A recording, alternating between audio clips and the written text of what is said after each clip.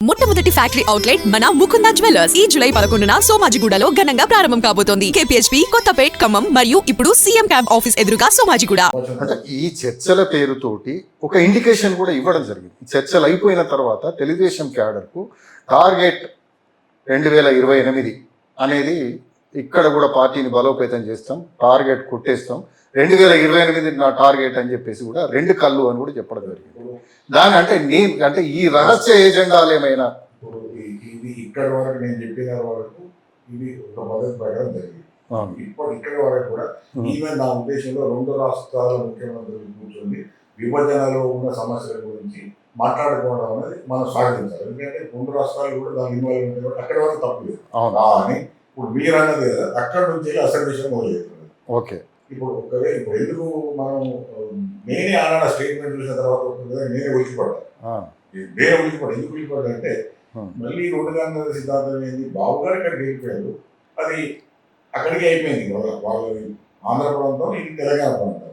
అయితే ఇక్కడ మరి అనొచ్చు బీఆర్ఎస్ పెట్టి ఆయన ఆంధ్రకి పోలేదని, ఇవన్నీ వ్యక్తులు కూడా కాదు. ఎందుకంటే మనం ఇక్కడ అర్థం చేసుకోవాల్సింది ఏంటంటే ఇప్పటికి కూడా తెలంగాణ వాళ్ళు కానీ తెలంగాణ ప్రజలు కానీ ఇప్పటికి కూడా భయాలు పోలేదు. ఓకే, ఎందుకంటే ఆంధ్ర పరిపాలక వర్గాలు, ఆంధ్ర పెట్టుబడిదారు వర్గాలు, ఆంధ్ర మీడియా, ఆంధ్ర కల్చరు, ఆంధ్ర సినీ ఇవన్నీ కూడా మళ్ళీ ఏదో రూపంగా తెలంగాణ ప్రాంతాన్ని మీద పెత్తనం చేయడమో లేకపోతే ఏదో విధంగా వాళ్ళు మనమే నడుస్తున్నారు.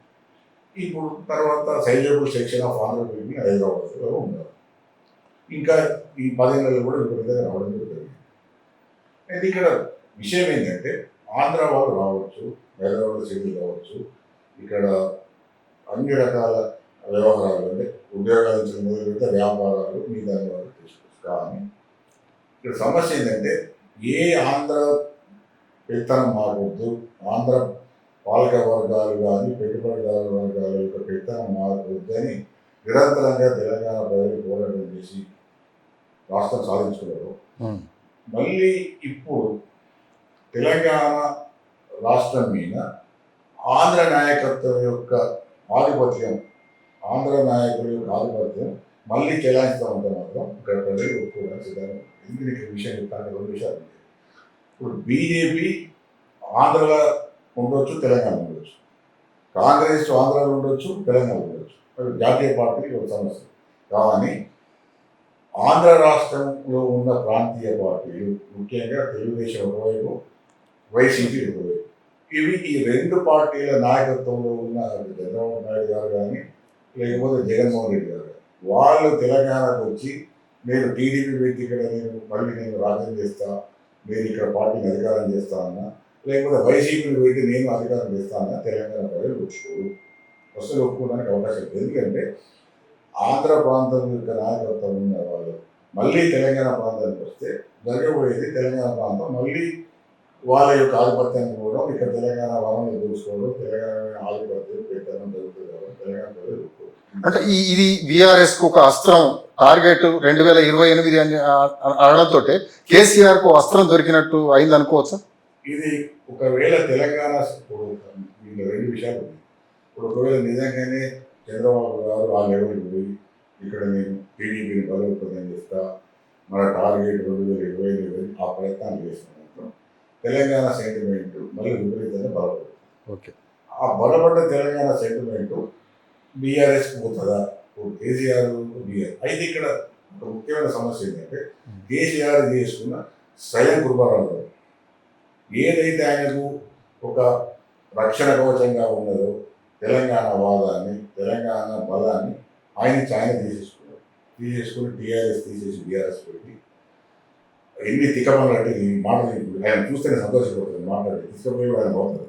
ఎంత తిక్కపనులు పిచ్చుకొని వేసిందంటే తెలంగాణ వాదాన్ని వదిలిపెట్టిండు, తెలంగాణ విషయాలను వదిలిపెట్టిండు, తెలంగాణలో పనిచేసిన వారిని వదిలిపెట్టిండు, అడ్డగోలుగా ఎవరికైతే చెట్ట కొడతారో తాగబడుతుందో వాళ్ళు పెద్ద పెట్టేసిండు, ఎవరికైతే ఉద్యమంలో పనిచేసిన వాళ్ళని కొట్టిండ్రు తగ్గిండ్రు వాళ్ళని మంత్రులు చేసిండు, ఇవన్నీ చేసి ఒక విషయం పదే చెప్పిన విషయం ఏంటంటే 2015 నుంచే కేసీఆర్ ఒక మాట స్టార్ట్ అయ్యింది. ఏంటంటే అప్పటికే తెలంగాణ వాదులలో కానీ తెలంగాణ కోసం పోరాటం చేసిన వాళ్ళలో 2000 అసెంబ్లీ కానీ ఒక ఆక్రోషం ఆవేదన మొదలైంది. మేము ఇంత కొట్లాడినా కూడా మాకు ఈ కొత్త ప్రభుత్వంలో గుర్తింపు లేదు, అసలు మేము ఏమి పట్టించుకోలేదు.